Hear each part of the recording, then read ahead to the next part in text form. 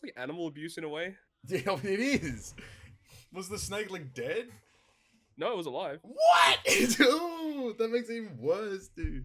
I hate snakes. I can't stand them. I can't stand Oh, them. really? You like Indiana Jones? I was gonna say that. I couldn't watch that. I'd actually like vomit, I think. I'd Hello. Like, What the fuck? speaking of snakes, G'day. Flame, what's going on, dude? Nothing. Slithered my way in here. Yeah, he's sliding on in. Like, you know, Yeah. the same way we're sliding on in this episode. What's going on, guys? Welcome to episode 127 of the Good, Great, Perfect podcast. We are back with most likely the last, like, episode of the year, I suppose, before we roll into the award show. So it's pretty cool that we have the whole gang in them here today. Very excited for that for sure. You got with the usual subsects. Oh my god, suspects. Hello? It's Hey, I'm lost today. Of Flame, Knight, and Todd. What is going on? Flame, talk to us, man. How you been, man? What's happening? I've been good, dog. I was on vacation for like 2 weeks. I was Okay. big chilling. Okay. We fully finished Metaphor, which Okay, we'll talk about that today. We'll talk about that getting today. into a deep dive today. Yes, sir. I started the Harry Potter franchise. I am Like movies? Yeah, the movies. Okay, interesting. Wait, like, you never watched it before? Nope. Holy. We watched me and my friends, Night included. Nice. We watched the first 6, so I'm on the last book. Oh shit. Okay. So we're probably gonna finish that probably this weekend or sometime next week. Yeah. I also got done a lot of Mushoku Tensei reading. I'm almost done with it. I'm on the last volume. Oh my so God. I'm excited about that. Man, really using that And holiday. Yeah, bro, I was chilling. And I don't know if you guys talked about it last week, but I've been playing a lot of Pokemon Pocket. Yeah, that TCG. it's been added to the TCG corner. So now we have we have One Piece TCG, we have Digimon TCG, and we have Pokemon TCG. It's the Okay, so I will definitely comment more about this that. is a TCG. This is a TCG podcast now. Fuck you. It's not a TC. Add the G. You know. That's it. That's good. That's good. I'm glad you've been able to use that time off. And I celebrated my birthday on the 11th. 27 now. I'm an old ass. Old peeps over here. Yeah, November. But 11th. other than that, we've been good. There we go. Perfect. Awesome. Knight, what's happening, man? Talk to us. Not much, man. I've just been chilling mostly. Right now I'm like right at the end, like 5 chapters away from catching up to Dawn to Dawn. So okay, cool. Done with that shit. How's that going? It's fun. Like I really like it so far. Yeah, so I'm excited to see where it goes. Yeah. Right now, I won't say shit, of course, but you know, it's exciting. Fun. Yeah. Yeah. And then I started like I don't really know what to call it. I guess it's like a little personal challenge, I guess, just because I have a fuck ton of backlogs, like video games, movies, TV shows, and shit. So yeah, I guess I sort of like challenge myself to watch a movie every day. Okay, so cool. Yeah. When Flame, when we were watching Order of the Phoenix the other day, like it was like 2 days in a row that we watched a movie, and then I was like, the day after we watched Order of the Phoenix, I was like, fuck it, I guess I'll watch a movie, and then I sort of like thought like, hey, what if I just do this every day? I guess so. Cool. I'm doing that now, and I don't know how far I'm going to go with it, but I'm just gonna try to do it just to ease on the backlog, I guess. I guess like it's also like as long as you keep enjoying like watching like the movie, you know, it doesn't become like a chore, like, oh, I have to watch a movie today or whatever it is. Like I think that's when like it stays fun. That's a good idea though. I actually like that a lot. That's awesome. So are you only watching like movies you haven't seen, or are you like rewatching old movies that you have seen before?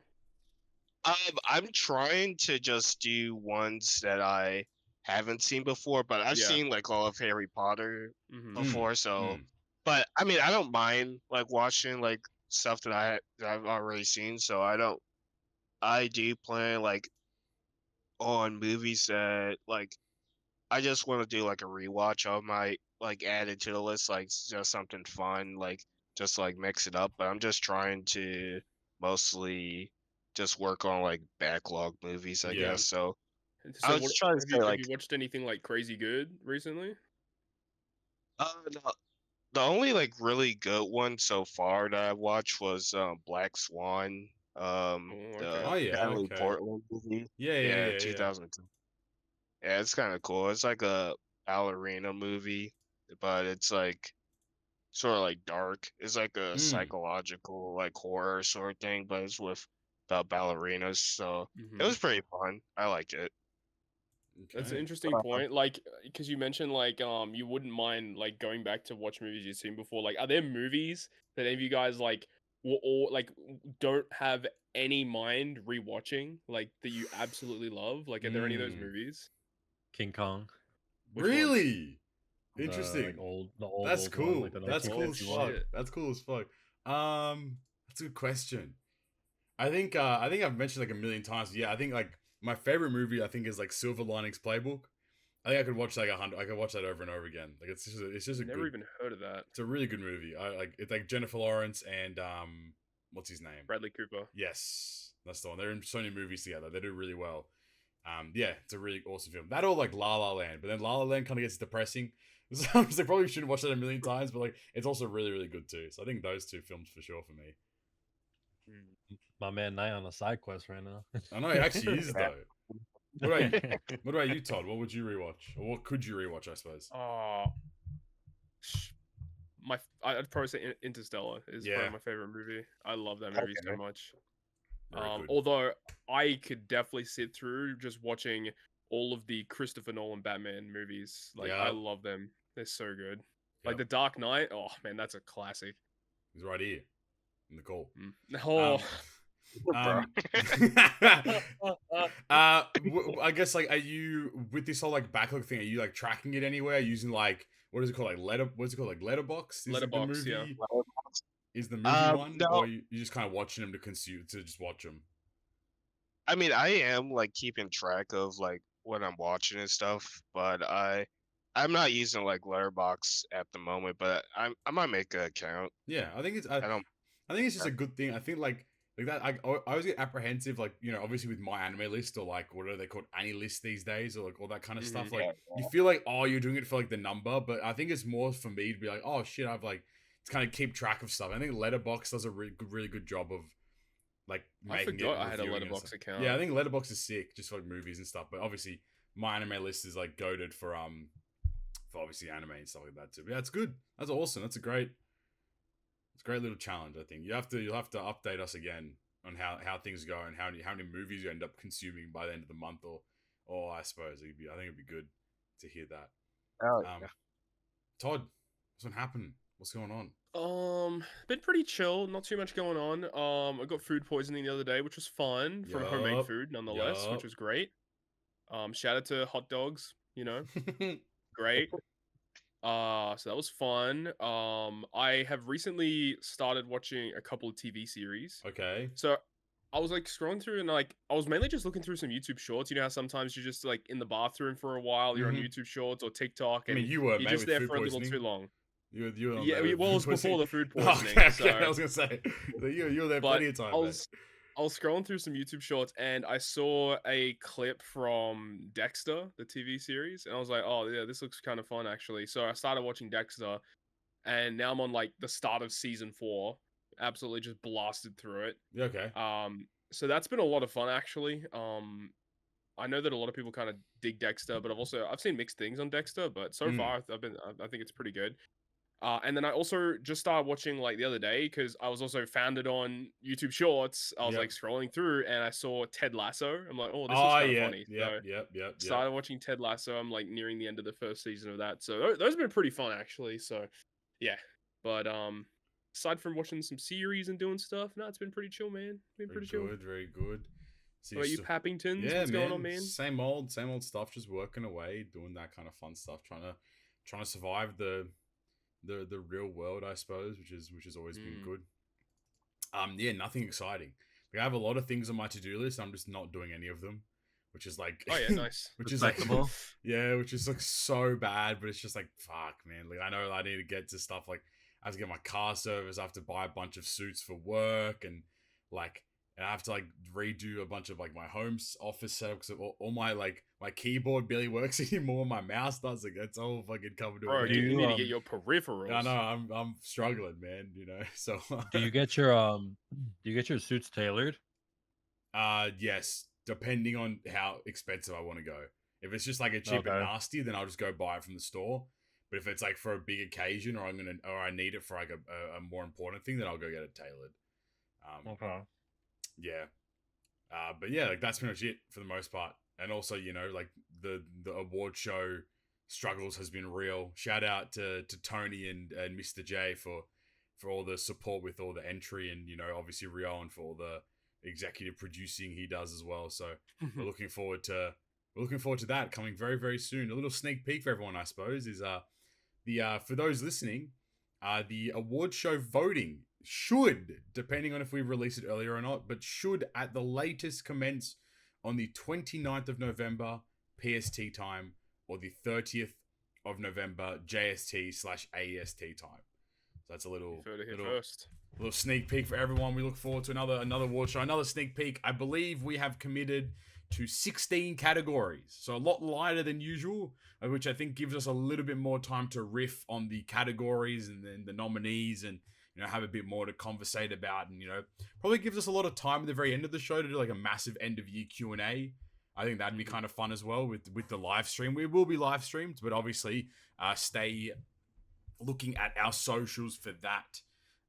All that information we posted on the YouTube community tab as well as our Twitter. Without further ado, though, I guess no better way to jump into it. Treasure Cruise. I think we sound like a broken record at this point, right? There's not a whole lot going on. And the ironic part is that potentially today or tomorrow we might get like a data download, which gives us a bunch of new information that happens. But until then, we kind of have to be patient. But the only kind of like character that we haven't talked about that I don't know how much you want to talk about, I suppose, is TM Crocodile getting a 6+. And I think it's not like the fact that the unit got a 6+ itself. It's the fact that I believe this is the first game mode character that has gotten a super evolution, which I think is a good precedent. But there's still probably a long way to go to kind of cover all of those legends for the game modes in themselves now. So what are your current thoughts on TM Croc? I think it's a pretty decent super evolution. I'm not mad at it at all. It's just bigger numbers. Like the thing about Croc is that he, like, even on paper, like when he first came out, like he's actually like a really, really good unit, but it's just the fact that there are just units that are just better to use compared to him, which is kind of a shame. His captain ability is pretty strong, great multipliers, and it does a lot of different things. Like it does a health cut every time you enter a new stage, so that's kind of cool. It gives the effect of like when you tap with type advantage, you get a matching slot. That's also really cool. He's got HP recovery, damage reduction, so he's got like everything you could possibly want. But considering how many gimmicks are in content these days, usually you want captains that have gimmick removals inbuilt in them. Crocodile does not have that, so that's the only real downside with him. If you take that away and you're just being objective about it, like he's actually a really good unit. He does a lot of different stuff. His special ability getting paralysis removal in it is a nice touch. So if you add like Mr. 1 support, you can now remove like 11 turns of paralysis with just this one special. So that's kind of crazy. And then he does the attack boost, chain boundary, cooldown reduction with special reverse resistance in his Sailor effect. So that's all well and good. Of course, we already know he's got a great support effect still that is unchanged. The thing is interesting is that when the Super Sugofest exclusives like Yamato and Strength Odin got level limit breaks, they're like, once you got them to level limit break 3, you got all of the buffs. Yes. They didn't have anything at level 4 or level 5. Crocodile does have buffs at level 5, which I find to be a little annoying because it is a game mode restrictive legend. They're harder to come by. So I think that's a little shitty that they have done that. It makes no sense. Like I'm really mad at it, right? Like level 1 and level 2, I think like level 1 is like nothing. Level 2 I think is a something. Oh no, it's actually nothing, I don't think. And level 3 and level 5 are like the only levels that give a lot. Or something like that. And it's just like, level 5 is hard, man. Like, pulling 9 copies of a TM Legend is already, like, pulling 1 copy of a TM Legend is already a feat within itself, but then getting 9 copies is a lot. I mean, but then, you know, to give credit where credit's due, it is pretty cool to see that, there's 2 free copies of him from Rumble. So it's like, it is kind of cool that they are giving out a game mode exclusive character for free. Obviously, I think you have to get 50 Rumble matches. I think that's the general level that there is for that one, which is cool. I mean, either way, I think it's a very positive. It's positive in that sense. I just kind of hope that, like, going forward, I don't know, man. They need to speed up I think 6+s. We should be getting at least 2 per month, like at a exactly bare minimum. Like, I think, like, the fact that, like, they should be doing a 6+ in TM and a 6+ in Kizuna, or something like that. Like, they should be kind of sped. I know, obviously, they have to still super evolve the PKA unit as well, which is really cringe. Well, but, like, I mean, what they could do is, like, PKA should give a normal month batch. Yes. Super Evo, yes. TM for a TM Legend, Kizuna for a Kizuna Legend. That would be perfect. And then Rumble for a Rumble Legend if they want to do that eventually. Yeah, no, I agree. I think, like, they don't need to give out the, like, I mean, I'm not against, like, I'm all for them giving out free copies of Legends. Like, that's dope as hell.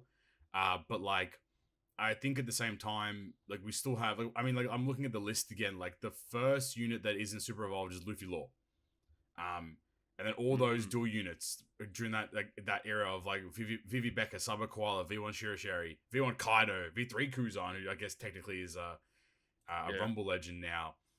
Luffy Zoro, Osoba Mask. There's a lot of characters that they still need to, and then, like, the list just gets even longer and longer and longer. So it's like, at what point do we start, like, speeding that up? Do we ever start speeding that up? Especially at this point in time where we are getting, like, what is it, 5 Legends a month is what we're averaging at the moment. Like, if you're getting 5 Legends a month but super evolving one of them, it's like, you never ever keep up or catch up at all in that sense too. So hopefully that kind of speeds up, but in, like, in a positive way. It doesn't just overbear people. I mean, like, look at things like, for example, like Perona 6+, or like Dex Luffy 6+, where that's the wrong way to be approaching it. But yeah, I mean, fingers crossed. Well, that's another thing, actually. We don't have the skulls for Perona yet. No, and we won't get them until, like, probably New Year's. That's my guess. Or even past that, actually. Shit. I think we might even get them. I could see them, like, how long did it take for Luffy? Wasn't it like 3 months or 2 months like that? It was basically, because we got the 10th Anni where he came out, and then we had to wait until all of the memory still has released. It was One Piece Day stuff, was it not? The panel mission, sorry. Was it the panel mission? It was the panel mission. No, that's not when the 6... was it? I think it was. Well, yeah, that was when 10th Anni was. Yeah. Yeah, because they revealed the 6+ Luffy in the same live stream that they revealed the 10th Anni units. Right. Yes. Yeah, and 6+ Luffy was on that banner, on, like, the TM banner or whatever the fuck. And, and then we didn't get the skulls for him until all the memory Straw Hats released. It was really fucking weird. So, I mean, I expect Perona skulls to probably drop when the Uza banner leaves, whenever that is. That's my assumption, but who knows? Bro. The thing about it is like, the reason, like, I feel like as much as we want 6+s, they don't make money from 6+s. No, absolutely not. Negative. Which is why, like, it's so shitty, but, like, that's like the whole reason. And I get that they're trying to incentivize people to pull for 6+s so that they have a reason to, like, make some sort of cash back on a Super Evo, but it's so shitty the way that they do it. Like, if you're gonna release a 6+ like that on a banner, at least make the skulls farmable from somewhere. Absolutely right. Like, it's so shitty. No, I agree. And I think, like, I was just looking just then. So obviously, 10th anniversary was the 11th of May. And then the last Straw Hat to release was Jinbei, was released on the 27th of July. So to go through half of May, all of June, and then 27th of July was Jinbei. So literally, like, was that 2.5 months? It's fucking so long. So long. That's crazy. To like, and like, I think the funny part is that, like, that Perona now is useless. You know, the funny part is it probably was useless when she released as well anyway. So it's like, same as the Luffy. Like, Luffy was also useless. It was really awkward. It was really awkward because in the TM, like, one of the mini bosses wanted you to use the Vegapunk and, like, the 6+ Perona Captain, but, like, no one had Perona, so like, they didn't even boost the base Perona. Like, the base Perona would have also helped, but they didn't boost it. It was so odd. Like, it was really It was such a, I don't know. No, I think, yeah, I think we'll have to see. But I think to leave it on a positive note, to try our best, I think having a TM character get a Super Evolution is a good start. Like, it's very positive that, like, that's happening. And now it's kind of a matter of, like, where do they go next? So they keep just pumping out so even, like, they skipped a few, like, TM legends, I suppose. Like, you know, so, like... You have the Sanji. Yeah, the Sanji. You have the Koala who released before that as well. You know what? They should just say fuck it and give 6+ Toki. Bro, she'd be so good. Units are cracked. She'd be so good. I think so. So we'll have to wait and see, as per usual on this. That's probably this podcast catchphrase at this point. We'll have to wait and see, because that's kind of what I feel like we say all the fucking time, dude. That's what it's like. It really is. I guess the other, there's again not much to talk about. So the other thing we can talk about is like a combination of the November team letter, which kind of leads into the more of the main topic of the fact that there's going to be a fucking part 3 to this whole goddamn celebration, which is just revolting. Like I'm at a loss for words at this point. Like, no, you know what the crazy thing is the wording that they use makes it sound like, let me get it. It says, I don't know where I read it. I saw it on one of the official tweets. It says something about the fact that they have plans for the 10.5 anniversary up until New Year's. Yeah, a variety of events have been prepared for the 10.5 anniversary until New Year's. So be sure to check them out! ! Like, what? So does that mean we're gonna get continuous parts of 10.5 Annie until New Year's? Surely not. 10.5 right? Annie Part 4. Oh no! Don't even make it. Surely fucking not. I think like remember. I was gonna say, remember when events used to be like a week, 2 weeks? Yeah, Blitz. Raid would come out for a week. Like, what the fuck? I'm gonna farm this. Remember when Clashes first came out? They were only there for 24 hours. 24 hours, yeah, man. Now 10.5 Annie's literally 3 months. Okay. So that's crazy. The funniest part with this letter is that it's useless. Like, it's fucking dumb.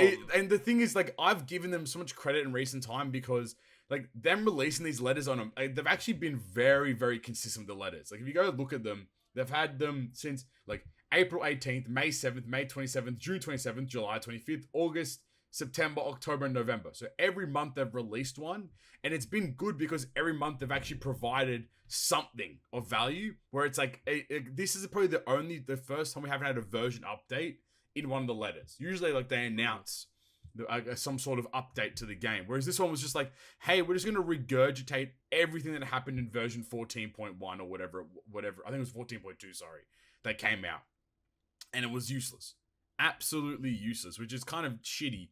It was basically a massive setup for them to say, oh, by the way, more 10th Annie, 10.5 Annie, like, they've done more for 10.5 Annie than they did for 10th Annie, which is so jokes in itself. That's too crazy. But yeah, I guess, like, that kind of leads us into like what's possibly gonna come out, I suppose, for the last part, because I think so in the Japanese version it translates to, so part 1 was known as The Legend Begins, which is like the release of Roger and stuff. Then part 2 was Emperors of the New World, which is, you know, Big Mom and Kaido.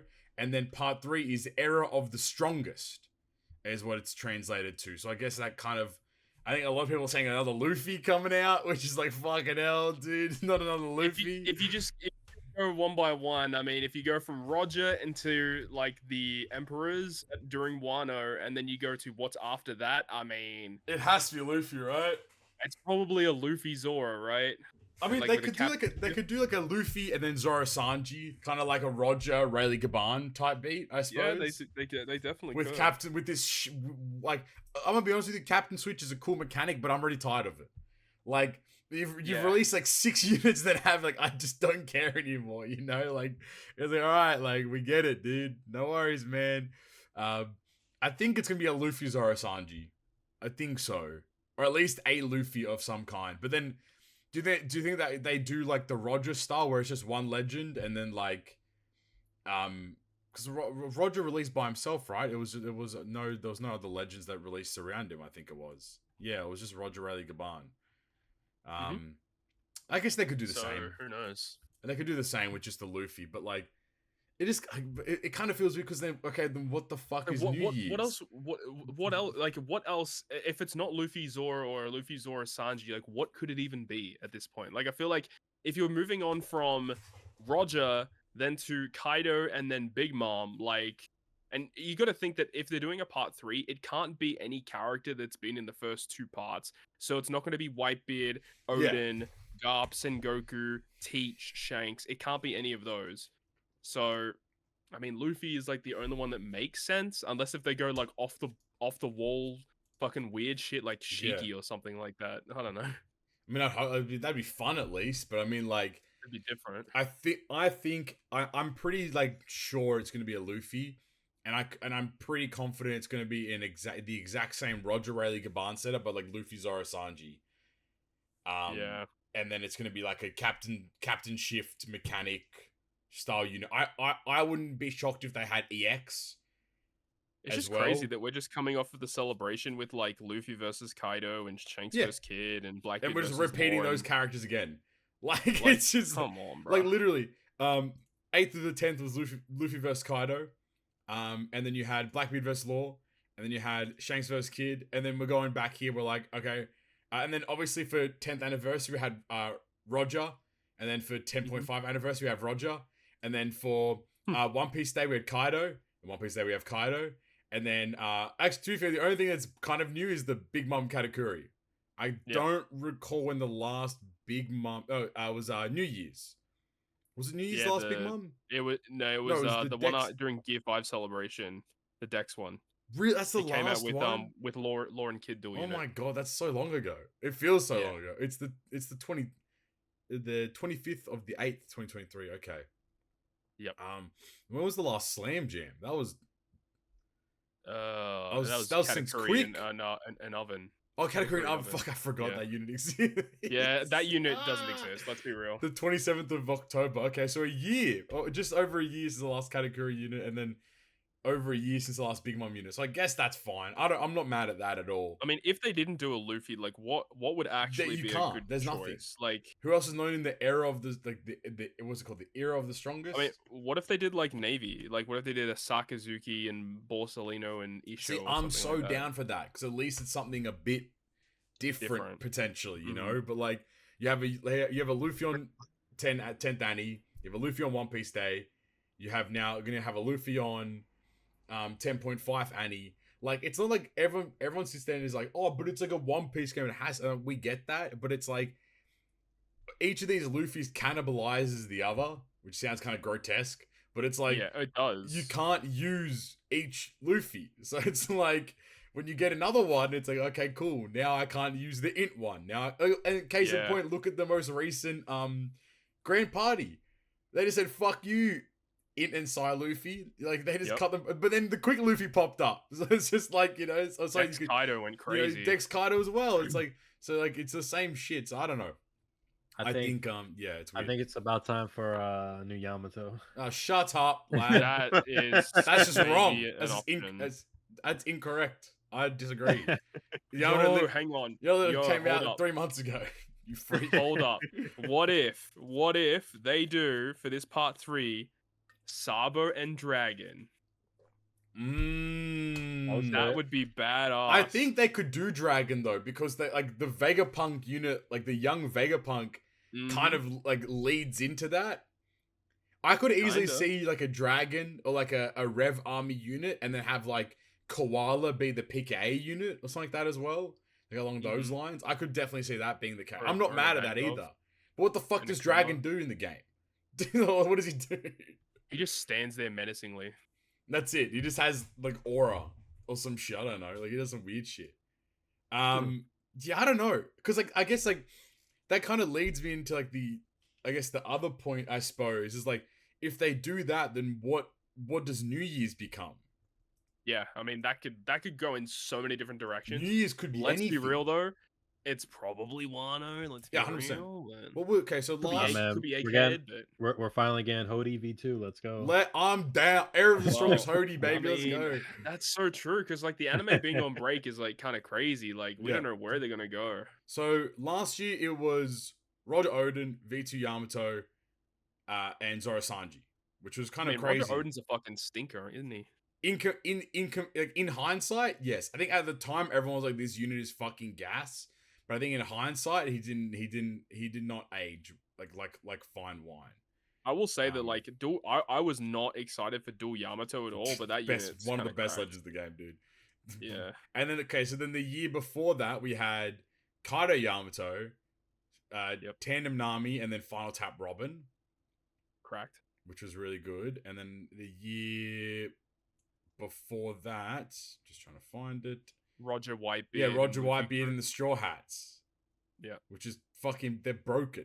At the time, fucking cracked, yeah. They're so good. So, like... I mean, they still see play in Roger Whitebeard's actually still really good. So, like, they see a lot of play still. Especially in, like, you know, they're so good in what's it called? In co-op as well. Like, a really, really good unit to use. And then what was it before that? It was Odin Rogen. Yeah. Wow. Okay. So they love their Roger. It's been Wano every time.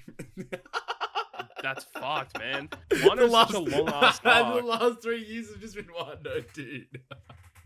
Oh no. I mean, they really need to show some love to some other. Do you think they? Like, I feel like they could do like I reckon if they did a crazy ass like Vegapunk unit for New Year's, that'd be gas as hell. Like, they need to do some sort of egghead, like, hot shit. They need to do something. Because, like, I feel like... I mean, obviously, they can just tap back into the vessel of Yamatos and fucking Rogers. But it's like... I think people are getting upset, man. A lot of JP players are getting really upset at this fucking... It's like, just the same units, just reskin with different abilities. It really is. Like, they all do the same shit, and it's just really boring. Like, what is it? Like, even, like, team building for stuff, right? Like... You can plonk like the exact same team down for a lot of content, and it kind of you can just do a lot of damage. Like, it's really odd, you know. There's like the whole point of like this game is like it's meant to be this like overt nature of like creativity and, you know, like you know, allowing people to kind of do like really crazy shit and so on and so on, and then like it kind of devolved from there, and it's like, oh, okay. So, like, now it's just, like, kind of weird. Like, you know, you can just use the same units over and over again. So, I'm a bit concerned as to what New Year's could potentially hold for us as a whole. Yeah. And we'll see, because, like, usually... I mean, I don't say usually, but sometimes they do give us kind of, like, a lead-up. Like, usually they'll have, like, characters released beforehand that kind of lead into what New Year's will be. I mean, if you think about it in hindsight, they gave us Quick Momo and Quick Hiyori the month before. Yep, that's very true. New Year's, and like they're quick slashes which synergize with the entire New Year's batch being quick and slasher focused. So who knows? Whatever they release, may have some kind of synergies. I don't know. I'm not really too sure.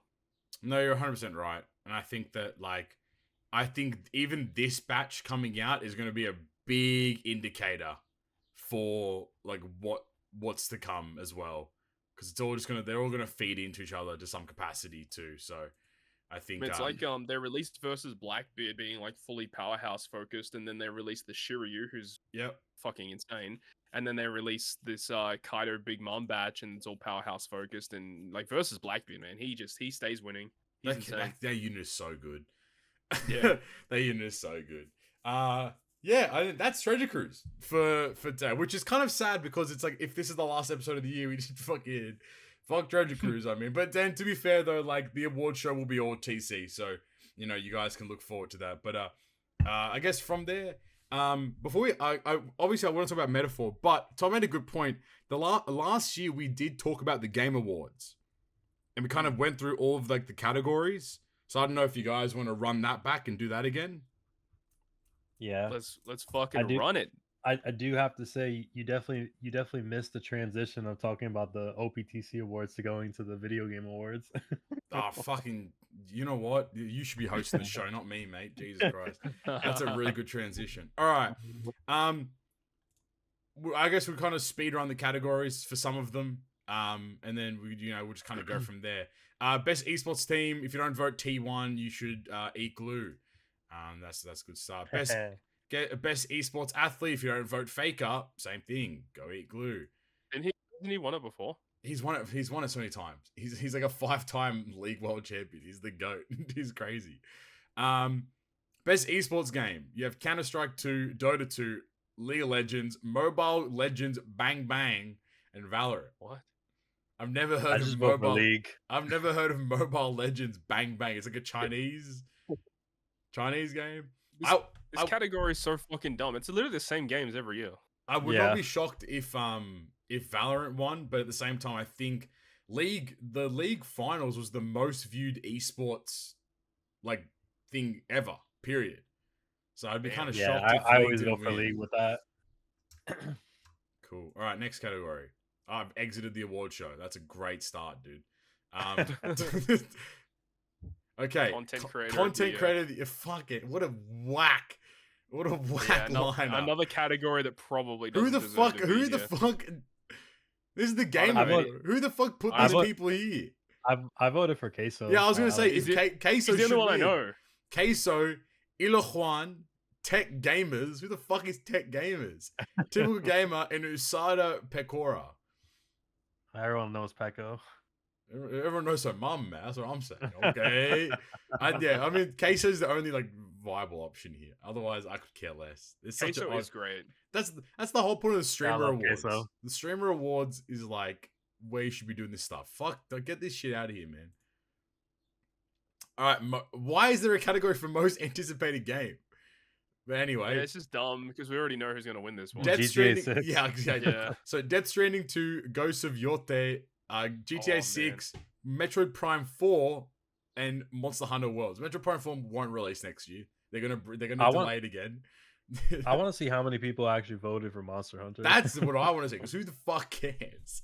Bro, I'm sure there it's is a massive hardcore community for Monster Hunter. I have tried it multiple times. I just can't. I can't get into it, man. I just can't. It's not for me. I agree. I tried it one time and I didn't like it. I think I talked about this on an episode that you weren't on, Todd.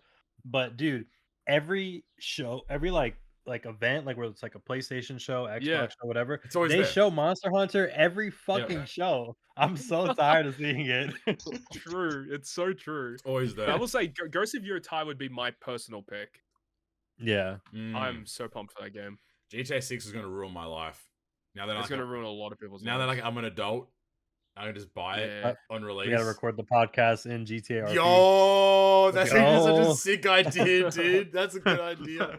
When you get ID'd when you're picking up GTA 6. That's great. Oh shit. Okay. That's best adaptation. What?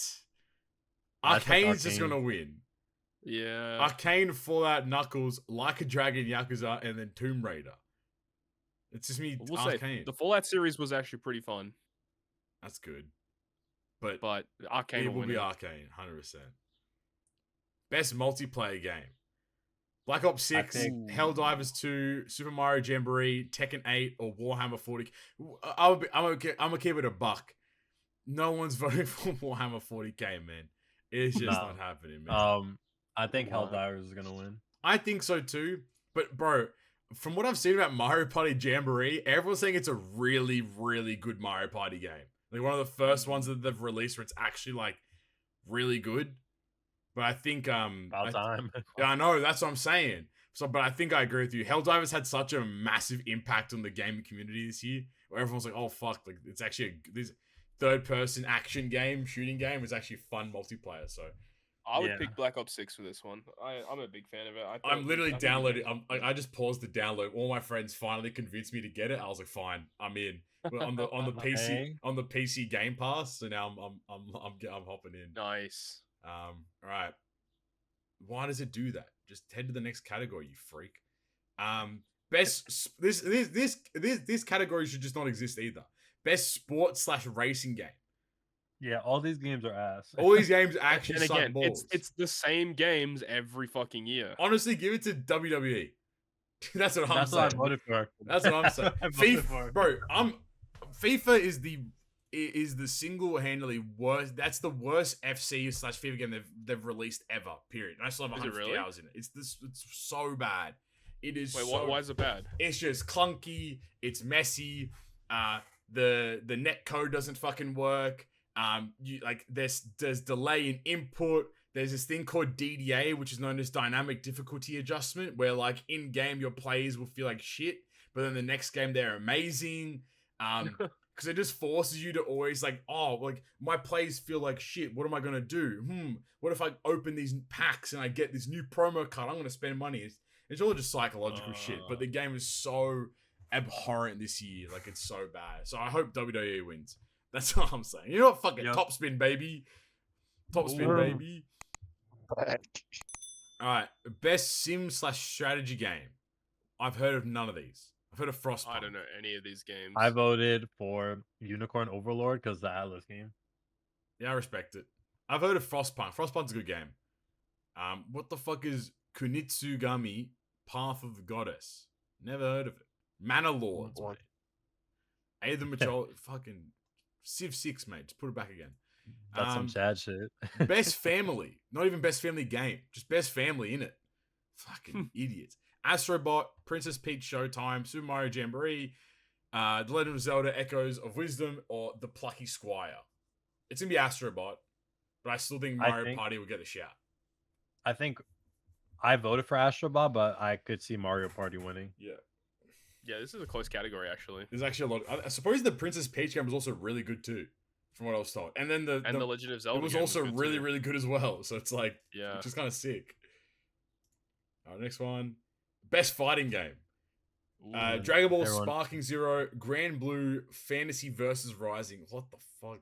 Isn't Grand Blue a gacha game? Wasn't that originally a gacha game or some shit? Grand Blue is everything. Okay. They're in everything. Marvel's Multiverse. And Tekken 8. T8. Obviously, Dragon Ball's gonna win. The hardcore fighting community would pick Marvel versus Capcom is pretty popular, but I feel like the Dragon Ball fan base is going to go crazy on this one. I think Tekken deserves it. The Tekken's goated. Watching Tekken's fun. Alright, next question. Next category. Best RPG. This is Flames category. With all due respect, I wouldn't count Shadow of the Erdtree as an RPG, even though I know it is, but it just doesn't feel like one, but I get it. It definitely is. I mean, it's a role-playing game. Dragon's Dogma 2, Elden Ring Shadow of the Erdtree, Final Fantasy VII Rebirth, Like a Dragon, Infinite Wealth, or Metaphor? Alright, Flame. This is a tough category. There's a lot of no in between. What, Final Fantasies? FF7 and Metaphor. Like, the thing is a lot of the normies are going to pick Elden Ring. Yes. But realistically, it should be really down to Final Fantasy and Metaphor. Those are the two, like, that should be the ones to win it. But I wouldn't be shocked if Elden Ring won this category. Did any of you guys play Dragon's Dogma? No. Okay. No. No, it's alright. I haven't played either. I thought why are you saying sorry? It's so weird now. And I'm assuming Like a Dragon is one of the Yakuza style games. Yep. Yeah, okay. Interesting. Yeah, I mean, I wouldn't be shocked if Elden Ring somehow wins as well. Like, it just may, like, people are gonna vote for it. Next category. Best action/adventure game. Astrobot, Prince of Persia: Lost Crown, Silent Hill 2, Star Wars, Outlaws, and The Legend of Zelda: Echoes of Wisdom. Interesting. It's got to be Prince of Persia, imagine. Supposedly that game was really good. I know, I heard it looked like it was like a fast-paced, like really like just like you know, go into your groove kind of game, but like I'm sure Astrobot's gonna win. I never played it, but everyone says it's similar to like Mario 64. Yeah. Doesn't technically Elden Ring count as an action adventure game? There we go. Now we're talking. That's what I'm saying. Put Elden Ring in. What the hell? All right. Next category: the best action game. Doesn't Elden Ring count as an action game? Black Myth Wukong, COD's Black Ops 6, Helldivers 2, Stellar Blade, and then Warhammer 40k. I wouldn't put Call of Duty as an action game. I wouldn't either. It's an FPS. You freak. That's it. It's not a freak. Yeah. Anything's an action game. Like, what is an action game? Like, that's primarily on combat. Okay, Elden Ring. Okay, and every RPG is primarily combat, so that's an action game. You like. So this might be a little controversial, but I picked Stellar Blade over. If you say Stellar Blade, Wukong. I'm gonna slap you. I did pick Stellar Blade. Oh my! I think man thought with his dick instead. That's what I'm saying, dude. I think it's a better game than Wukong. I didn't really enjoy Wukong. I mean, to be honest, the combat in Wukong can get quite stale. Right. So I get that. I haven't really played Stellar Blade, so I can't comment too much on the combat. But I know a lot of people loved it, so I don't know. And Helldivers 2 is very popular, so I don't know. But Helldivers... It's a tough category, I think. It's a very tough category. Yeah, this could go in a lot of different directions. Helldiver's gonna win. Yeah, I think so. Oh, you know what though? It depends on if this like voting gets pushed to the Chinese like audience, then I think like Black Myth Wukong would win, 100%. Yeah, true. Best VR/AR game. All right, we're just gonna skip this because no one's played any of this shit. I just pick Batman as Batman. Batman, respect. Also, the Metro series is pretty popular as well. So okay, good to know. Don't sleep on Metro. There we go. Best mobile game, One Piece Treasure Cruise. Wait, Treasure Cruise? That's the one that's gonna win, right? Yeah, that's the one. Oh wait, it's not on there. What the hell? Dokkan. Oh, Dokkan. Legend. Dokkan also not on there. Legend not on there. One Piece Bounty Rush not on there. AFK Journey, Balatro, the Pokemon trading card game, Wuthering Waves, or Zenless Zone Zero. If Balatro doesn't win, this shit's rigged. That's all I'm saying. All right. So, quickly, ZZZ being on here, in my opinion, is really stupid. It's crazy, right? It's a PC game. That's what I'm saying. It's not a fucking phone game. Yeah. Nobody plays that game on the phone. No one plays Hoyoverse games on mobile. No one. Or Wuthering Waves. Either. Yeah, Woo-Wah. No one's playing that shit on the fucking. Also, AFK Journey, like that. What the fuck is that? Like, what's going on there, man? I saw a lot of people talk about Balatro. I didn't know like the whole development background. Yeah, man, it's sick, right? It's one guy. It's literally one fucking guy that made the game. It's the coolest. That's crazy. So Balatro, he made the game for his friends because we'll have some fun.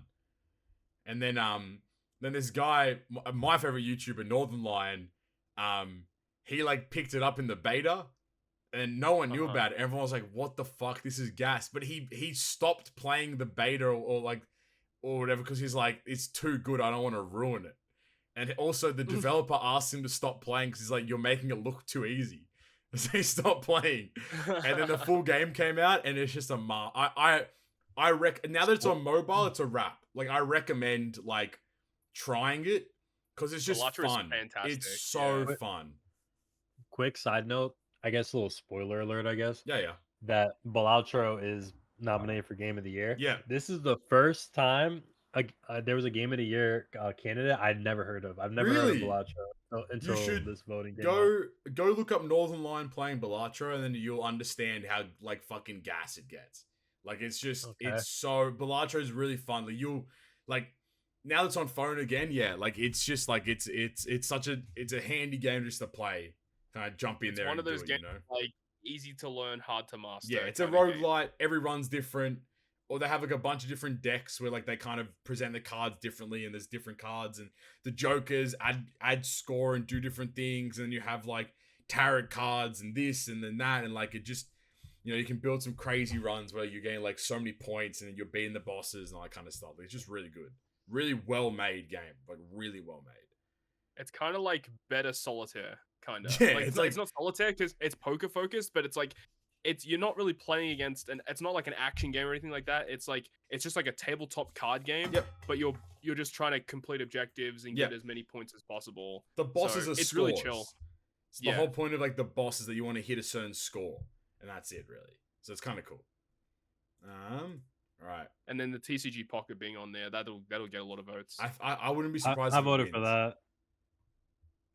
Best debut indie game: Animal Well, Balatro, Manor Lords, Pacific Drive, and then The Plucky Squire. Well, this is kind of a dead category because Balatro's in it. I think Animal Well has a shout just because like Donkey's publishing Big Mode were the ones that made it, like Video Game Donkey. Okay. Yeah, and like that was the first game they published. So I wouldn't be shocked if that also did really well. What the fuck is Manor Lords? Like, I've never heard of Manor Lords, mate. Manor Lords is a medieval city builder and real-time tactics video game, developed by one guy. The most anticipated game on Steam upon release with over 3 million wishlists. What the fuck? Jesus Christ. That's pretty insane. Manor Lords. Hold on, it looks kind of cool, man. It's like Yeah, it's like medieval action art, like like you build cities, you get units, like yeah. Okay, I see you. That's pretty cool. Okay. I never heard of the Plucky Squire. I guess it's like a story, like multiplayer couch co-op kind of game. The Plucky Squire. Devolver. Oh, it's a Devolver game. I Z. All right. Best indie game. Okay. So with all due respect, just repeating. What's the point of having debut indie game and then just best indie game? Surely every I guess debut means it's the first game from that person. I get that, but that studio, yeah. You don't need to do that. Animalwell, Balatro, L'Oreal, and the Laser Eyes, Never, and then UFO 50. Big shout out to UFO 50. It's a very fun game. So basically the way that UFO 50 works is they got like a bunch of like really like hardcore indie devs to just make a bunch of like mini games. And there's like 50 like mini games and like one thing, but there's like an underlying story to everything, and like progression carries from this to that, and like but then like a lot of the mini games, like some of them aren't that good, but then a lot of them are like these really intricately well made like games. It's really addictive and fun. So UFO 50 is pretty cool. But again, I think Balatro is taking a fucking sweep this year. I would not be shocked if it doesn't. Best community support. Again, what is this category? Recognizing a community for their outstanding community support. Okay, yeah. Fortnite. Baldur's Gate 3. Treasure Cruise, the best community in the fucking... That's like the worst community support award goes to fucking OPTC, man. So you have Baldur's Gate, Final Fantasy, Fortnite, Helldivers, and No Man's Sky. Hang on a second. Wait, why isn't Treasure Cruise in this category? That's what I'm saying, man. That's what I'm saying, man. I voted for Ryoiin. Yeah. Best shocked. Ongoing. Like, again, what does that mean? Destiny 2, Diablo 4, Final Fantasy, Fortnite, and Helldivers.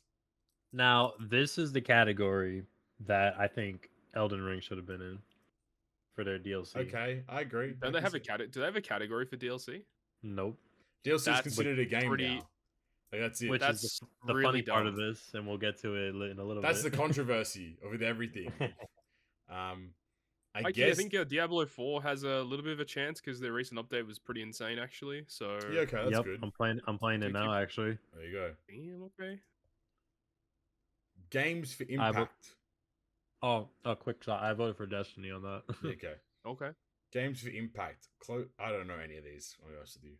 Yeah, just skip this shit. Yeah, life is cringe. Let's go. Life is Strange is good though. I actually like Life is Strange games are very good, so hopefully that wins. Innovation in accessibility. Like what? What did COD do that's innovative in accessibility? Yeah, they probably didn't do much that was innovative. I know that in their settings they do have a lot of like colorblind support. Okay, I know that they've got that, but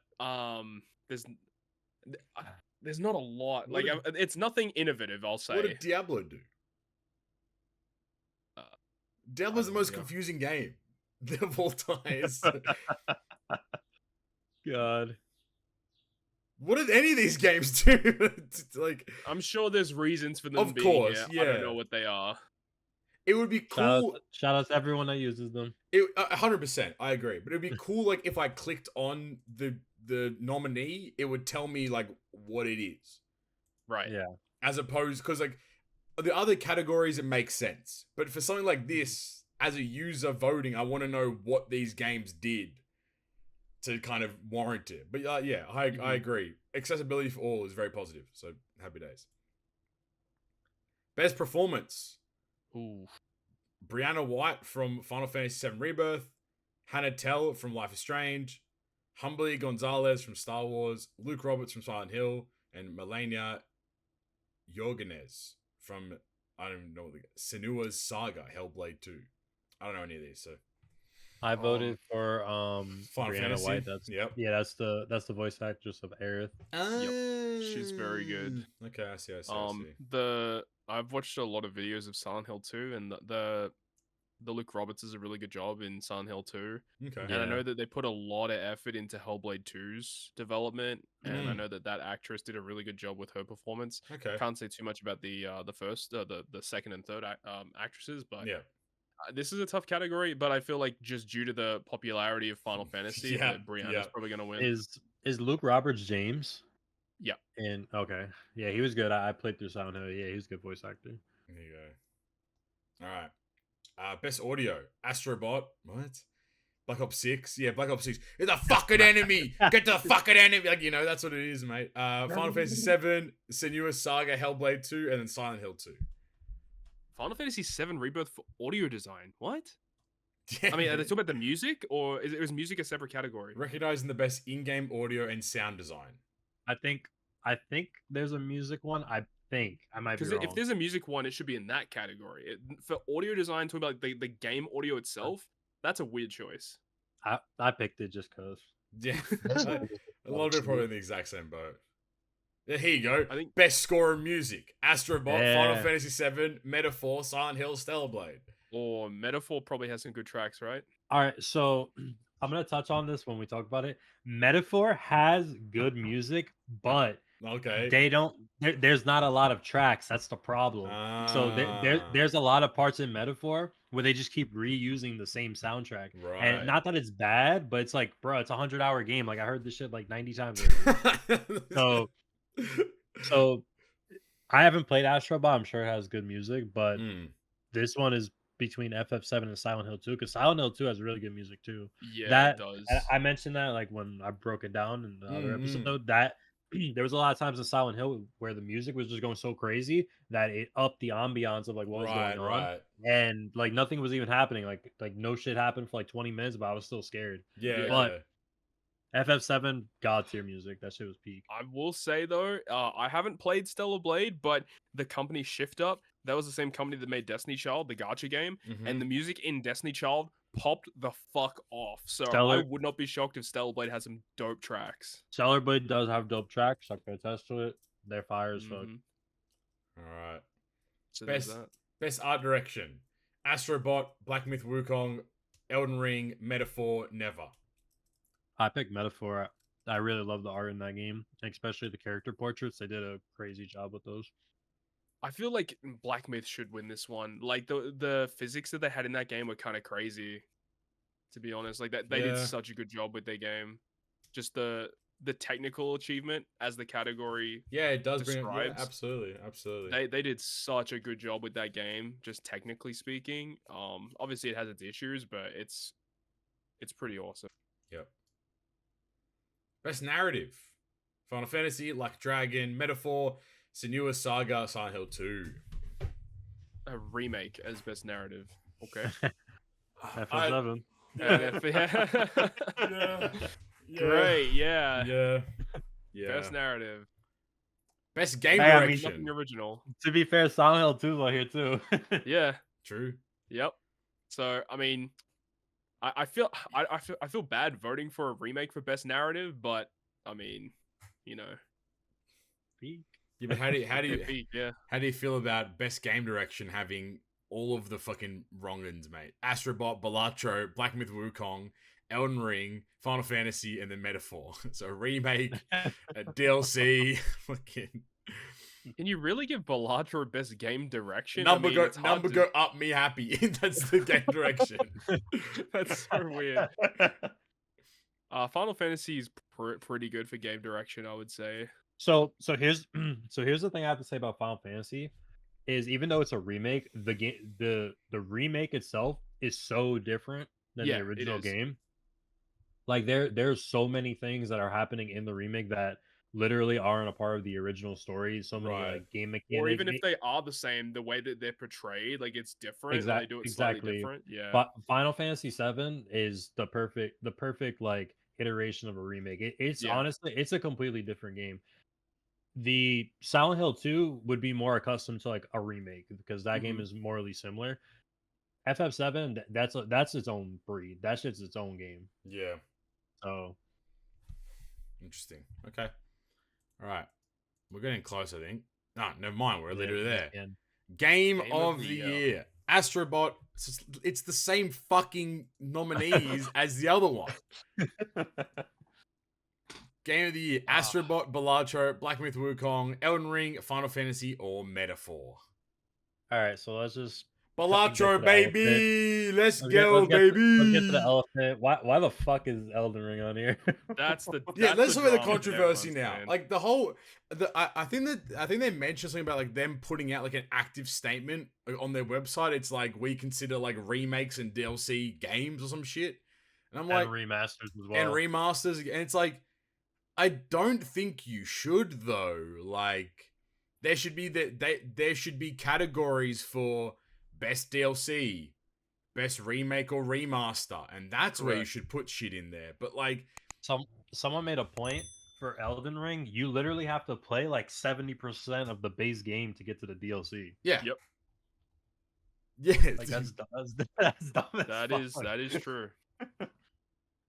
So it doesn't make a lot of sense. Like we can all respect what FromSoft has done because I mean it's probably the best DLC ever or one of the best DLCs ever made. And we get that in terms of the amount of time invested in order to complete the DLC is insane, and the scale of the DLC is basically like a whole other fucking game. But it just feels like a cop out because these other developers have made these new titles, new IPs. I mean, Final Fantasy VII is also it's a remake, but as we've kind of discussed, it is its own thing. But it just feels weird having this game on here. Yep, so I found it on their FAQ. Are DLCs, expansion packs, and remakes / remasters eligible? The Game Awards aims to recognize the best creative and technical work each year, irrespective of the format of that content's release. Expansion packs, new game seasons, DLCs, remakes, and remasters are eligible in all categories if the jury deems the new creative and technical work to be worthy of a nomination. Factors such as the newness of the content and its price / value should be taken into consideration. That's a whole lot of fucking corporate fluff.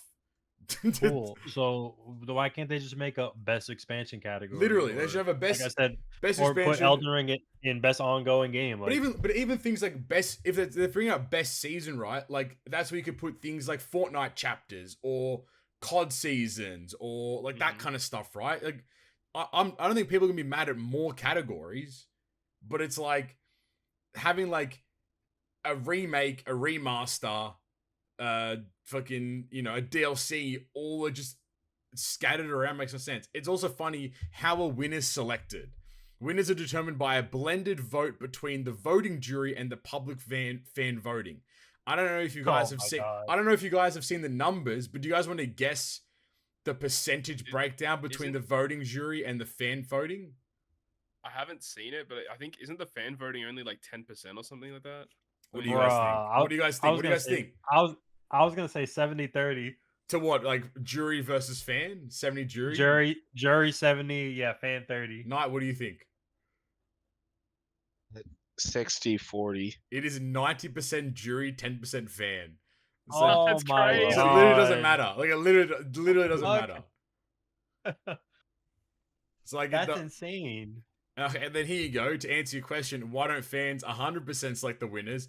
Creating an 100% fan vote presents several challenges. First, given that some genres are exclusive to one platform, a public vote puts single-platform games at an inherent disadvantage over multi-platform titles. In addition, it is important that winners cannot be socially engineered in any way. We find that a blended vote is the most credible and authentic way to select. Okay, well in that case, it should be 90-10. Like that, dude, 90-10 is so dumb. Literally, if not a single person voted, it still wouldn't change anything. It doesn't matter. 90-10 doesn't matter. The split's irrelevant. It doesn't matter at all. That's crazy. And because of all the drama that this thing has caused with Elden Ring, I feel like Elden Ring is not going to win Game of the Year. It's just not. There's no way they can make it happen. Yeah, absolutely right. Elden Ring will win their awards, but it's not going to win Game of the Year. Yeah. Well, now that I know it's 90-10, what I was gonna say is irrelevant, but I still want to say it. I was gonna say I hope with how upset everybody was, like fan wise at least, that they don't vote for it. Yeah. I guess it doesn't matter. Yeah, it literally doesn't matter. But I guess, but then the thing is, that's the sad part, right? Because games like Balatro, which I think is like the game of the year personally, like it's not going to win. Because like the jury's not going to pick an indie game over a fucking Black Myth Wukong or a Final Fantasy. Yeah, they want to suck off the corporates. They want to suck and fuck the corporate guys. Whereas Balatro is just some one Donny mate. He's in his basement coding over his. He literally, for more context to the story, he literally had time off work and got bored. So he made this. He had it was like 6 weeks. He just had some fun. Actual game. Like like game of the year in his spare time. And more context to the story, he did this to build his portfolio to join other video game development companies. So like in turn makes $1 million makes a multi-million-dollar game. But yeah, like that's the sad part, right? Because things like Elden Ring, Black Myth Wukong, Final Fantasy, and Metaphor probably are going to have more of a shout. On top of that, Astrobot being a Sony. Like, isn't that counterintuitive though to their whole process? Like the whole like I don't know, man. It's very odd. But I guess like going around the grounds, game of the years. Flame. What would you put as game of the year from this list? Final Fantasy. Final Fantasy. Knight. What are you putting? 4. I'll get the list again. Astrobot, Balatro, Black Myth Wukong, Elden Ring, Final Fantasy, or Metaphor? I'll do Metaphor. Metaphor. Todd? Yeah. As much as I love Elden Ring, I don't think it deserves to win Game of the Year. I would pick Final Fantasy VII. There you go. And I'm going to pick Balatro. So that's GGP's take on the Game Awards. Balatro would be my number 2. Hell yeah, guys. All right, that's that. I suppose. Flame, if you want to jump us into Metaphor before we get into the TCG corner, I suppose. What's the gist of it, man? After we've talked about the Game Awards, what's the go with Metaphor? Cool. So, I think if I remember correctly, I think the last episode that I was on was right around when the game released. Yes, that's correct. So I think I didn't have too much to say about it then. Yes. But yeah, as of now, like I said earlier, I fully completed the game. Yep. I mostly 100%ed it. It was a very long game. It took me like 100 hours to beat it. Like it took me almost a month to beat it, and I was playing it a lot. It's a lot. Yeah. Basically, if you like the Persona series, it's similar to the Persona series, but I think it does a lot of things better, which is good, but it does also suffer from being a Persona-esque game. Right, okay. Number one, it's a new IP, so I feel like they didn't put as much money into it as they would, for example, Persona 6. Mm-hmm. Number two, it still has like that Persona 5 PS3 engine. So the cutscenes look like shit. The animated cutscenes, like they're kind of janky, to be honest. Right. Like the FPS is like on some like Pokemon Scarlet. So oh no. You're like a little sus there at the cutscenes, which sucks because the anime cutscenes in Metaphor are like the craziest parts of the game. So it's just like it looks like ass. But as far as the game itself, a very interesting plot. All of the characters are very well written, in my opinion. Something that is just inherently a plus is, since it's not Persona, they're not like 15 years old and in high school. Yeah, so good start. Positive change. It's positive change, I think. Yeah, so that's something that's really good. Also, another thing is most people that play these types of games are into like that, dating sim rom-com type of thing, because that's what Atlas does. Metaphor actually, it doesn't have really any romance in it at all. Like there are subtle hints like along the way of characters, but it's nothing ever serious. Yeah. And I think that really helped a lot of the characters, because something in Persona that I usually didn't like is you would play their confidants or like the characters like little social stories. They have like 10 chapters of them. Throughout them, like the first 5 to 7 of them are like the actual story, and then when you get towards the end, the character like suddenly just wants to fuck you like out of nowhere. Yep. And it's like super random, and it'll be like your teacher, like a fucking like an 8-year-old kid that you're helping out. Like it gets really weird sometimes. So to play a game like Metaphor and just have the character stories for what they are, and the characters not just have like that complete 180 is really really nice. But as far as like the game itself, the music, like I mentioned earlier, has a very good soundtrack, but the soundtrack's limited, and I didn't like that. For example, during like one of the final boss fights, they play like one of the songs you hear in the beginning of the game, and I was kind of sad about that because I was expecting like one of the main bosses in the game to have its own soundtrack, its own boss OST. Yeah. I was expecting a lot of the bosses to have that, which they didn't, and that was kind of upsetting. I think that's something that Persona does a little bit better because each area has its own own respective like soundtrack, which I think is great.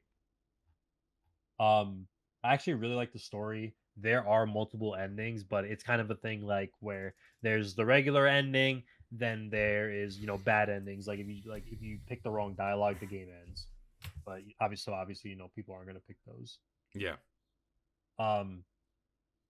There was actually a very interesting challenge that they had for the final boss. This is like kind of a spoiler, not really. Yeah. But I guess spoiler alert. Spoiler alert. For anyone that's playing Metaphor.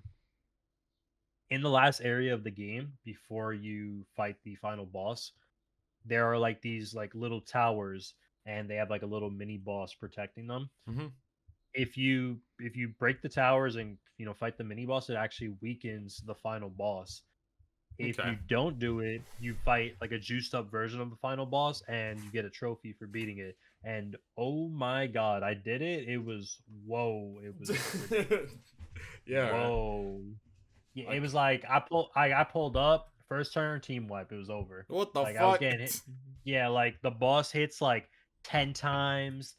It is ridiculous. It's so ridiculous. Like I honestly, I had to sit there for like 6 to 7 hours farming levels. So because another thing is when I went in, the boss was 15 levels higher than me. So, yeah, it was a terrible time in my life, but I did it. It's done. It's done. But yeah, overall, it was a really good game. I liked most of the chapters I went through. I do feel like there were some weak parts, and I definitely do think that the game suffered from being on such an older engine, because there were a lot of moments in the game where like really crazy things were happening, but I just feel like the game couldn't portray it as a 2024 game should, just because of how shitty the animations and cutscenes are. Yeah, right. So that was something that sucked. Like there was actually one moment in this game that I felt like I wanted to cry, but it just like I just couldn't because I couldn't really. Yeah, I couldn't get like immersed into it. Yeah, right. But yeah, definitely worth playing. It's different, and the game's very political because it's like in a rural area and it's about becoming the king of like the nation basically. Which is funny that the game released during like the election time. Perfect that timing. was like a little joke. But yeah, it was a great game. Okay. And definitely recommend it. Do you think that there's replayability potentially there, or do you think it's a one and done? Oh well, actually, this is important. I should have mentioned this. So there's a new game plus mode. Okay. There is one bonus. Well, there's two things. Number one, when you beat the game, you unlock the hardest difficulty. The hardest difficulty is basically all the enemies take more damage, but they do like 3 times more damage to you. So like it's ridiculously hard.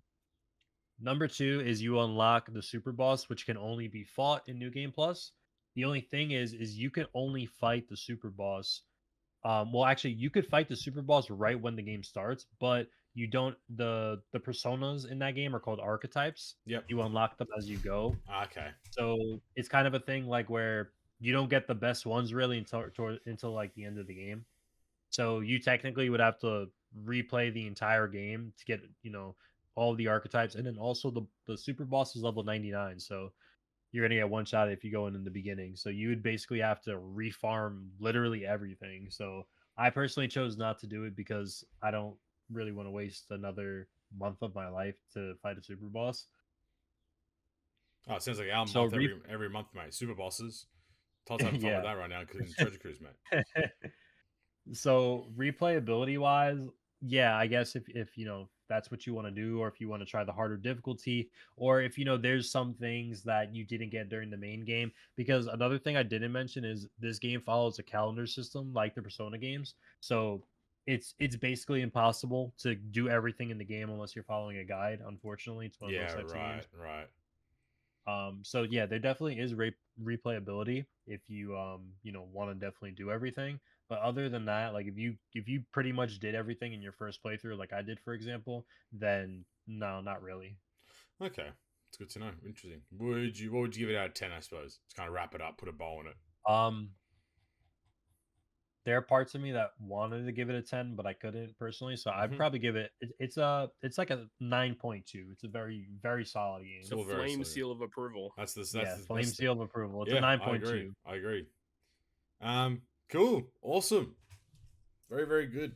That's pretty it, I suppose. Now we're getting into our kind of like, our parts of the show, where we go into the TCG corner. I actually have like this isn't like something that we're gonna like talk about like fully, but I think something like pretty cool to shout out and mention is the homie Kai Cenat just hit 500,000 subs. That's fucked, bro. That is legitimately crazy.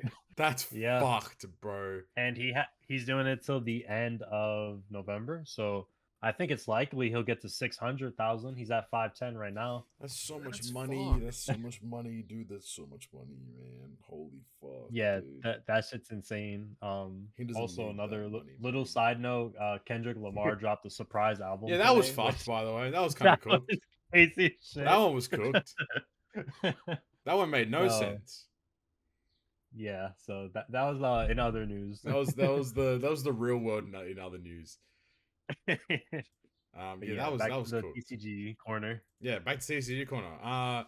Yes, One Piece TCG. What's happening? They've revealed a bunch of stuff for OP10, the next set in Japan. It's going to be focusing on Dressrosa stuff and also a bit of Supernova stuff, which is pretty cool.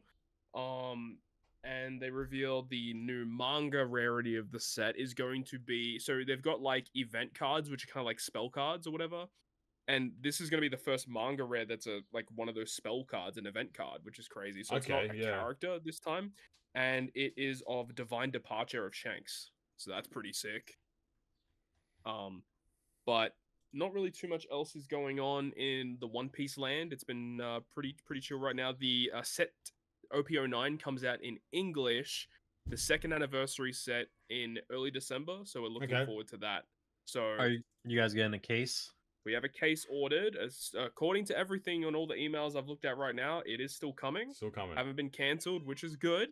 So that should be a lot of fun to open that. Hopefully we get a manga rare. The manga rare Roger, I think, is selling for a fucking shitload, so that would be awesome to get that. Quick side note, I like... There are a decent amount of the OP10 arts that I like, but I think there's some of them that, like, they just kind of look weird. I don't know how I feel about some of the arts in that one. Yeah, it's a weird set. It's not one of my favorite sets. I know that Carissa's like fanning over it because there's a fucking Trafalgar Law leader in it and stuff like that. So she's excited about that, but I'm not really a big fan of the cards in this set. I'm more of like probably going to be skipping that set as a player, but and they changed the alt art leader like the card design, right? For that yes, set? They did. Yeah, so OP.09 is going back to like the original alt art leaders style, and then in OP10 they're going back to, well, they're not really going back to any art style. It's kind of like a random array of artworks. Like it's completely different to what they've done in the past. So I mean, it's cool. I like that they like to experiment with stuff like that, but I mean, nothing beats the original alt art leaders, to be honest. I agree. The first set are my favorite. Always. Yeah, with like the close-up faces of the the manga art style. The manga art, that shit's peak. Yeah. Cool. Yeah, not really too much going on in the One Piece game at the moment. Very cool. Digimon. Sweet. Digimon time. Oh god. Here we go, baby. What's happening in Digimon world, man? There is no new Digimon news. What? Well, that's so surprising. What the fuck? What the fuck? Hey, I might need to pull up to your house, man. But I catch an L in Digimon. Hell no. Oh. Nah, man, it's been the hiatus, and my friend he finally came back, but I was busy. I think that was when we were watching Goblet of Fire, so I didn't feel like going out. Yeah, that's fair. Okay. Yeah. So yeah, this week, I'll be back, and then I guess someone will. Eventually, people will find out what happened, but someone will catch these hands. Yeah, of course. There we go. And I guess the new kid on the block, the Pokemon TCG Pocket. What's been happening there? I'm out of pocket. Oh, okay. Hey. Yeah, we know that. We know that. Don't stress. Yeah, that's crazy. So what's happening? They so I'm not sure if this was covered last episode. I don't think it was, but they recently announced the next basically update for the game. They said that in December, that's when we're getting the next set of packs. I don't think there's any timeline. I'm assuming they're gonna do Gen 2, I hope. Then they said, the following one's gonna be in January. But they also said that they're introducing a card trade feature, which is gonna be limited. So obviously you're not gonna be able to just, be trading the best cards in the game. They haven't really went into detail on how that's gonna work, but I definitely do think that it's a great thing because a card that I was missing for like basically the entirety of the game was fucking Beedrill, and I finally got it today. So, so for like little things like that, I think the trading feature would be really nice. Yeah, I agree, 100%. Have you guys been like playing it, like actually trying to be quote unquote competitive? I suppose. I've barely touched the actual gameplay side of things. I've been playing like the Jujutsu Kaisen game and stuff like that.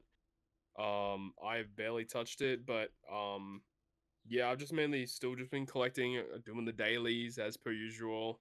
My main goal right now in terms of cards that I really want those rainbow rare birds. The Moltres, Articuno, and Zapdos, like the rainbow bordered ones where they're like flying and shit. Yeah. They look so sick. Yeah, like Flame posted the picture. Yeah, that Moltres card. Oh man, I want that so bad. Those are my highlight cards. My man flexing. Yes, gotta do a quick flex. So that Moltres, I actually didn't pull him. I gained enough points, and I exchanged for it. Oh yeah, that's fair. Yeah. So and the reason I actually picked Moltres, because I actually would have taken Articuno personally. Yeah. Is because I don't even have the original Moltres EX card. So that's my only version of that card. Oh wow. Yeah. What was I gonna say? As far as the battling, I don't really play it too much. It's depending on the decks. Like there are very OP decks. Like you just kind of steamroll people, to be honest. Yeah. So I only really play like a match like every day or so. That's really about it. I'm not like sitting there spamming matches. But yeah, kind of what Todd said. I've been collecting. I collecting basically my packs every day. Hit the Wonder Picks. Wonder Pick is a godsend system. That thing is cool. Amazing. It's a really good idea, right? Yeah, it's like I've honestly sniped like really, really good cards from that. And I saw an alternate Moltres EX card in there, which was crazy because I didn't think that they would put those in there. Yeah, so Wonder Pick is great. And what else was I gonna say? I actually just I don't know if you unlocked it, Todd, but I unlocked the Mew card today. You basically have to collect at least one version of the original, like all the Kanto Pokedex. If you get that, it's like a Mew. Yeah. It's like a little secret mission. You unlock like a Mew alternate art card. It's really nice. So like I mentioned earlier, I was missing literally just Beedrill. Like I could not pull Beedrill, no matter how many packs I busted. Yeah. No matter how many Wonder Picks I tried to pop, I could not get Beedrill, so I finally exchanged for him. As far as like non-alternate art cards, the base cards that are available in the game right now are I think 226. Yeah, something like that. Yeah. I have 224. Okay. The only ones I'm missing are the Snorlax alternate art and base Nidoqueen. I have the alternate art Nidoqueen. I don't have the regular one. So I'm hoping at some point I can either get them from a pack, a wonder pick, or exchange them at some point. I've just like held on to all my hourglasses. Like I kind of like took it from the mentality of like, you know what, like I don't really like I'm not going to be playing the mode to like be competitive or like actually like farm. Like when the Lapras event was out, I was like, I just autoed whatever it was, Also, it's just like it just worked out like that. Also, another thing, since it's like it's not a gacha game, but like it low-key is. Yeah. On the spending side of the thing, the packs in this game are actually fucking cracked. It's good. Dude, if you buy the $100 pack, you get like 11 multis. Like that's actually crazy as fuck. It's a good thing. Like like it is. What the fuck? Yeah, it's crazy. Like, bro, like every other game, like you pop $100, you get like one multi, like 1 to 2 multis. But yeah, hold up, I'll be back. Oh, yo. yeah, no, the packs are actually crazy. They have good discount ones too, but yeah, the amount of Poke Gold, I think that's what's called, Poke Gold. Poke Gold, yep. That they give you for like what you're spending, it's actually really, really like a good value in my opinion. You got for a fucking gacha game at least. I know, it's crazy, right? Like you wouldn't expect it, but no, I think like the game has a cool like loop to it. It's like if you want to play like the competitive aspect of it, like that's available for you, and they have like that I guess like they're called are they like the badges or something like that? I think they are. Yeah, you get like little badges you can put on your profile. You can do that, and that's cool. Otherwise, like for me, like my routine is probably the most mundane version, where it's like you get the notification that a pack's available, you pop the pack, you pop any sort of like wonder pick that you can do. You go make sure everyone's liking all of their friends' showcases, by the way. So you're all getting those shop tickets. You get the shop tickets, and then you kind of like run it up like that. I think that's fun. But yeah, I think I have like 240 hourglasses now saved for the next set, and I'm just gonna like spam those in the next one. It's like, I think like I'm kind of like content with how I'm playing it, and it's not like an idea of like, oh, I gotta collect every card and blah blah blah. It's like, nah, man, just kind of like vibe out, see what you get, and kind of enjoy the ride. The thing about this game, unless you're including alternate arts, it's very easy to collect. 100%. It's a very free to play friendly game, which 100%. is nice. And like I said, if you do pop a pack, you're actually very fucking like rewarded.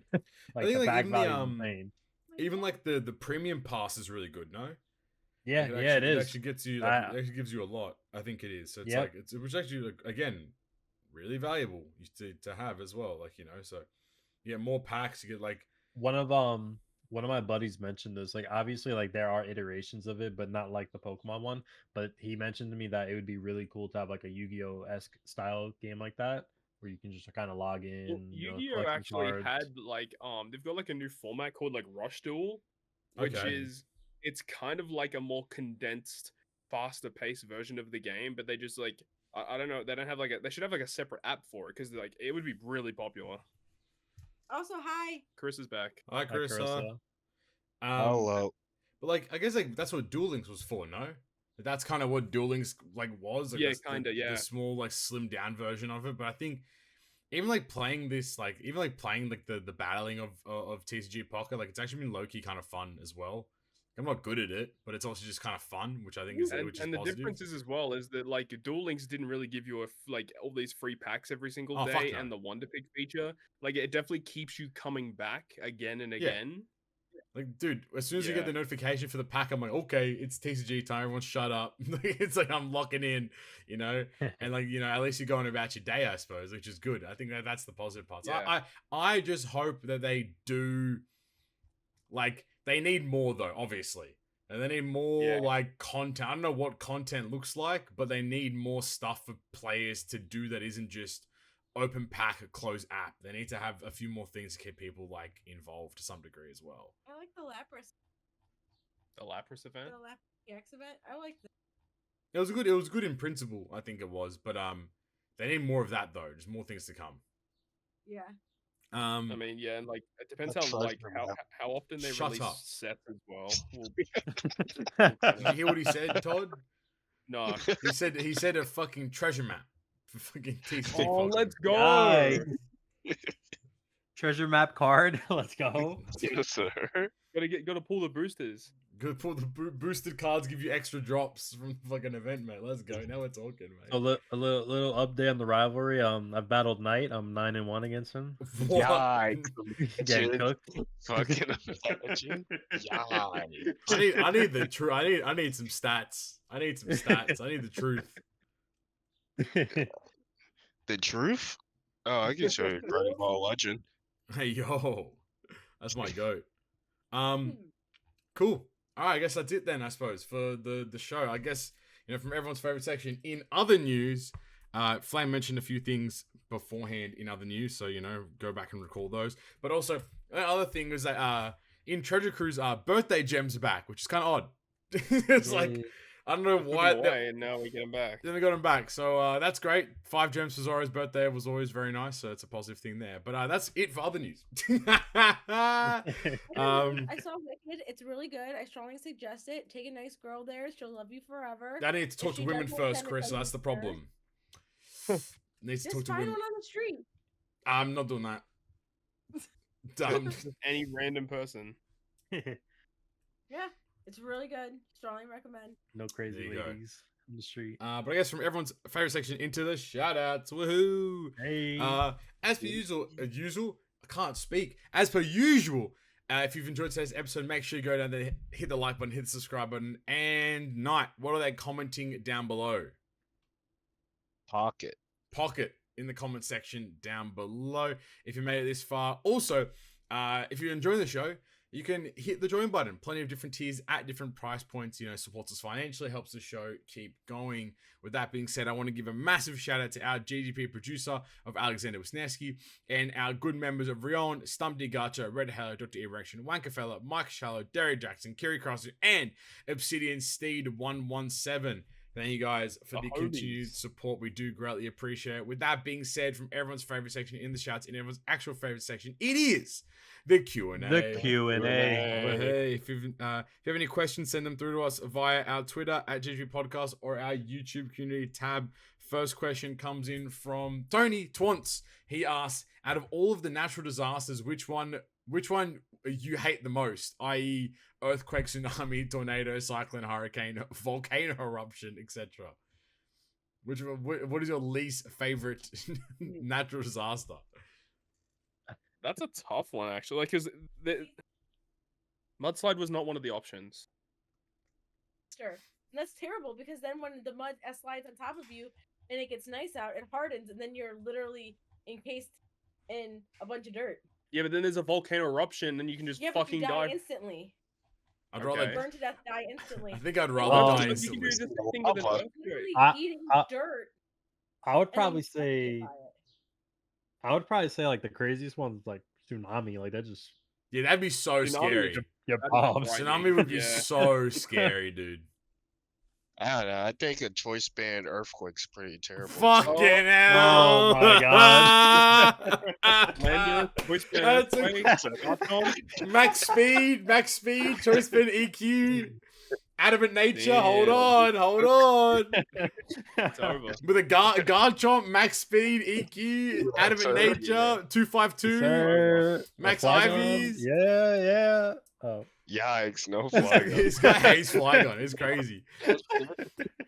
I love going on Twitter and just seeing like a random image of like Dragonite, and I just know if I see an image of Dragonite, Flames commented Knight there every time without fail. You pull up the comments and like bitch ass boy. Yeah, and then Knight's like yikes, and then it's just a wrap it's the same every time. Okay, that's I agree with Knight. And choice band and EQ, that's kind of scary. I agree. I don't like that. Next question from Steed, Obsidian Steed. He asks, if all of you went to a Waffle House, which one of you is left standing, or would you work together to get out? I think we'd work together. I've seen a lot of Waffle House videos though, and I think it's gonna be a bloodbath to say the least, man. Waffle fry. God. I think we get out. I think we get out safe. Stay back to back. Protect each other at all costs. Get out of the wall. Make sure you get our food though. Obviously, that's the most important part. And then of course. And then we're out of there. All right. Next question from Jameis 2108. They ask, "What it do, my guys? Okay, now Okay, now, what genre of music do you think each Straw Hat jams out to, and which one would you go to a concert with? Thanks for all the content. Much love. Heart hand sign like Isaac Netero did to Merrim. That's mercy. Yeah, no. Well, I think Robin would be like death metal, right? I think so. Frankie's EDM. Frankie's listening to some dance music. I agree. Yeah, he's listening to. What'd you say about Sanji? Sanji's listening to female K-pop. Sanji's listening to K or some J-pop, K-pop, some like girl group. I agree. Brooke has got jazz. Brooks oh no, Sanji would like jazz too. No, he needs the booba, and that's only in K-pop. Sorry. I agree with Brooke jazz. I agree. Chopper listens to kids' music. I was gonna say we have evidence of Sanji in the Uta concert. True. Yeah. I guess Chopper likes that stuff. Would also enjoy like idol music as well. Yeah, I see Usopp listening to emo music. Yeah, I can see Usopp listening to that. Brand new. What about Nami? She doesn't listen to music. Nami's just like country. Lo-fi hip hop beats to draw maps lo-fi too. Nami. I see Nami doing lo-fi. I think we have Zoro and Luffy left. Oh, that's tough. Heavy metal Zoro. I totally see it. In the gym, popping those. Yeah, Zoro's workout music. No, Zoro's listening to the fucking like hardstyle or some shit. That's what I think he's listening to. Yeah. The what? Hardstyle, like. What I just said. Like techno, kind of. Like doof. Some serious doof. Yeah, some serious. And what about Luffy? What is Luffy and listen to? Luffy, I don't think Luffy listens to shit. I think he's kind of dumb. He doesn't know what he's like you, baby. Just likes good beats. Who cares what it? Yeah, I think he's like he kind of listens to everything. Whatever's on, I think what Luffy will listen to. Little side note, you skipped the question. Did I? Yeah. I did. Alright, we'll get back to that one. They'll get back to space. What about Jinbei? Jinbei's just like under the sea, under the sea. Straight Disney tracks. Disney tracks only, dude. That's it. Yeah. Wait, so none of the Straw Hats listen to rap? Nah. I don't think they do actually. Yeah, I don't think they do. I don't see it. Yeah, I don't think they do. This is a Frank Ocean. Jinbei, you know what? I respect it. Jinbei listens to Frank Ocean. That's so true. I respect it. I respect it. All right, and then which one would you go to a concert with? Gotta go with Nami. I'd go to a concert with. I think it'd be like Frank. I think going to a concert with Frankie would be gas as hell. I reckon. Fun. Get on his shoulders. You have a full like view of everything as well. With big ass. Like I think it'd be fun as hell. I feel like you couldn't go to the K-pop concert with Sanji because he wouldn't talk to you. Yeah, I agree. I think Sanji would be the worst one. I'm going with Robin. Okay. Okay. All right. Awesome. All right. Back to the question from It's Spatial. And they ask, why is Bandai? Who is Bandai? And how is Bandai? It's great questions that we're also asking as well. I think Knight has some insight on that. Yeah. How's Yoshitoshi and Doshi doing, man? Doshi-san said, I'm fucked.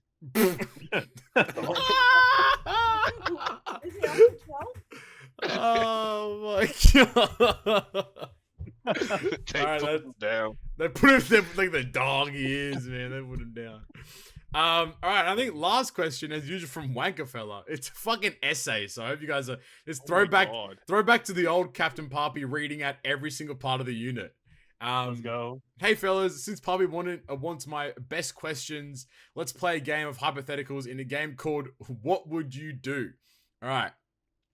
Let's say you guys, Stump, Dilbert, Boris, and a few other OPTC OGs decide to have a get-together and start off the night with a nice dinner at an ace sushi joint. Halfway through dinner, your girl/lady lets a small but loud enough fart rip that everyone hears, and it's a stinker. As for man, what would you do? Do you try and play it off like nothing happened while you hold your breath, cop to the fart to not embarrass her, or make a joke about it and laugh it off with all your mates? If you do something else, please elaborate on what door number 4 would be. All right, what are you guys doing? Yeah, Todd. What's door number 4? I think nudge him. I think I'm laughing. I think it's funny as. Yeah. I think everyone kind of find it funny too. I don't think it's a bad thing. I think it's funny as. Yeah, with that group of people plus being with your partner, you should be comfortable enough. Yeah, exactly. I agree. I think it's just funny. It's funny. Anything else would be awkward. You're just like, oh, that was me, guys. Like, nah, man, shut up. That's funny as. All right. Later that night, you all head back to Stump's house. I don't know why we would. For some more festivities and drinks. That was some bad sushi. Yeah, fuck Stump. I don't go back to his house ever again. That was some bad sushi you had, and you need to drop a deuce ASAP. Todd, remember? What would you do? Do you go to the nearest bathroom and unload there? Find the most secluded bathroom, even if it's the master bathroom, and unload there? Do you call it a night and hope you can make it back, or is there a door number 4? You just send it. Again, the same thing, right? If you're all homies, bro, I don't feel so good, man. I'm just gonna fucking go poop. You just send it. Yeah, you just send it. Deuce it where nearest toilet. I'm pulling up to door number 4 personally. What's door number 4? For me personally, not that I have a problem with it. It's just I can only really do that at home. Like I don't know why I feel uncomfortable. Man's Ubering home. Man's Ubering back to the hotel. It's either that or I'm holding it. No, you are not. You're gonna die. Like I feel kind of the same way, but it feels kind of different. Like at someone's house versus like actually in public. I feel like that's a bit different. Like yeah, I would never want to do it like in actual public, but at someone's house, I feel like it's don't make it. Nah, fuck it. I'm ruining Stump's toilet. I don't give a fuck about that guy. He can clean it afterwards. It would have to be someone like I'm like really good friends with or comfortable with. Like if I'm pulling up to your house for the first time, like there's no way I'm doing that. Yeah, Knight's toilet though, ruining it. Ruining Knight's toilet. I'm about to dragon EQ. I mean, DD up, EQ fucking.